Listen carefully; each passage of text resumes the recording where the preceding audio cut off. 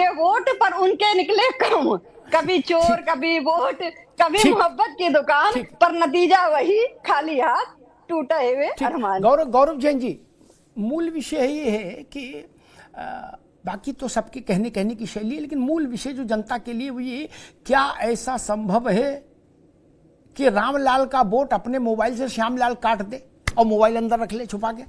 क्या ऐसा संभव है?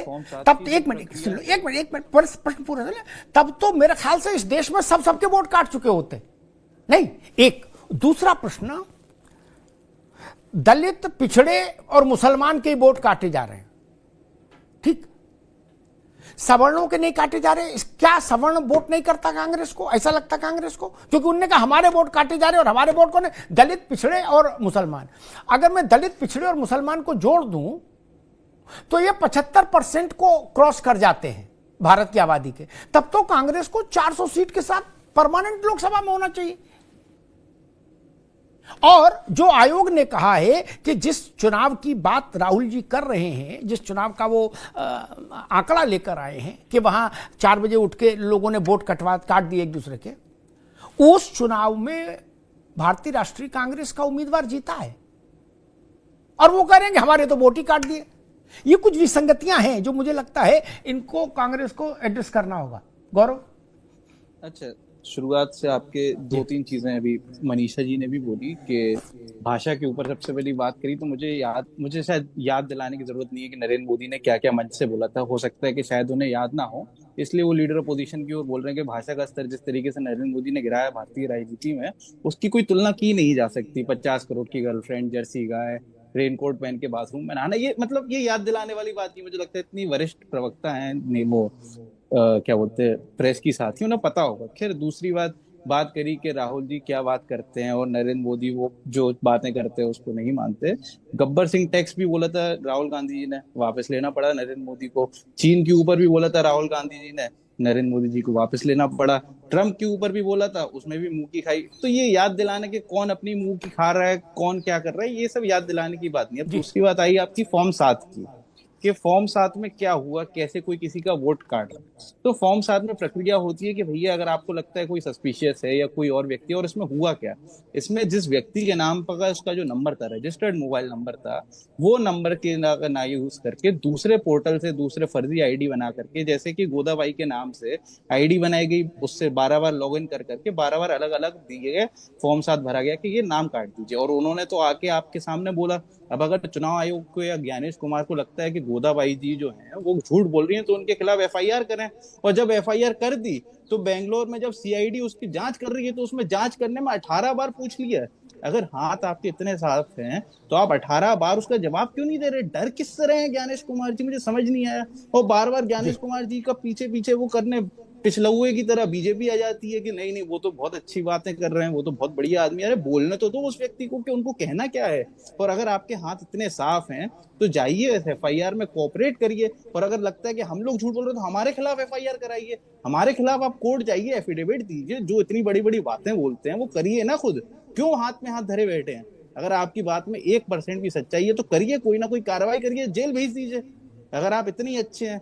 और सबको हमारे ऊपर डिफेमेशन का केस लगा देना चाहिए कि भैया ये झूठ बोल रहे हैं, ये न्यायिक प्रक्रिया के खिलाफ हैं, आप कर दीजिए। जी ठीक बात कर रहा हूं। मैं कपिश जी के पास चलूं उससे पहले एक बात मैं कहूंगा, ये रार जो है ना, ये बिना मुकदमे सुलझेगी नहीं, चाहे 100 साल तक चलती रहे। इसमें जेल योग बनना ही बनना तय है। अब वो आज बने 10 साल बाद बने मुझे नहीं पता, ये ज्योतिषी जाने और अदालत जाने। लेकिन कपिश बाबू वकील हैं, वो मेरी बात से जरूर सहमत होंगे, बिना जेल गए इससे मुक्ति नहीं होगी, चाहे ये जाए चाहे वो जाए। और अभी तो स्थिति ये है कि हम, तुम कुछ बोलो मेरे ठेंगे पर बोलो, तुम कुछ बोलो तो मेरे भी ठेंगे पे। आयोग कहता मैंने 20 बार चिट्ठी लिखी कि आ जाओ चाचा ईवीएम पर यहां आके डिटेल में समझाओ कहां चोरी हो रही है, बोले कोई नहीं आया। आयोग ने कहा राहुल गांधी को कि आप 7 दिन में शपथ पत्र दो। राहुल जी ने कहा मैं शपथ पत्र क्यों दूंगा, जो कहना था कह दिया।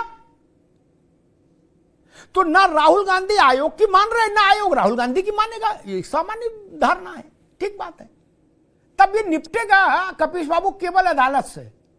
आज राहुल गांधी से पूछा गया कि अदालत चले जाओ, झंझट कटे मिटे सब पीरा। हनुमान चालीसा में थोड़ा संशोधन कर रहा हूं, वहां संकट मिटे कटे सब पीरा, मैं कह रहा हूं झंझट मिटे कटे सब पीरा। सुप्रीम कोर्ट चले जाओ, ईवीएम का सारा रट्टा एक बार में खत्म हो गया। सारे बहादुर वहां सुप्रीम कोर्ट के अखाड़े में मौजूद हुए, उठापटक हुई, देश की सबसे बड़ी अदालत ने फैसला सुना दिया, बोले खामोश, झंझट खत्म हो गया। ऐसे ही ये वोट का कि पड़ोसी ने रात में 4 बजे जग के 32 सेकंड में 82 वोट काट दिए, इसका भी मामला वहीं फरियाया जाएगा कपिल जी, क्योंकि राहुल गांधी को आयोग कुछ कहेगा वो उसका उत्तर नहीं देंगे, और आयोग को राहुल गांधी बोलेंगे तो वो भी उत्तर नहीं देंगे, और प्रेस कॉन्फ्रेंस ठोके रहो दोनों लोग। सोमवार को ये करे, मंगल को तुम करो, चलने दो। लेकिन अगर समाधान चाहिए तो कांग्रेस को आयोग वहां चले जाना चाहिए कि झूठ बोल रहा आयोग। कपिल जी, देखिए अमिताभ जी, एक बात बहुत स्पष्ट है, और मैं शुरू से जो आप लोगों ने बीच बीच में चीजें कही उनको लेकर के साथ चला हूं। इस देश के संविधान से हर कोई व्यक्ति बंधा हुआ है, और इस देश के लोकतंत्र को बचाने के लिए सबकी आवश्यकता है। हाँ, कार्य अलग अलग है।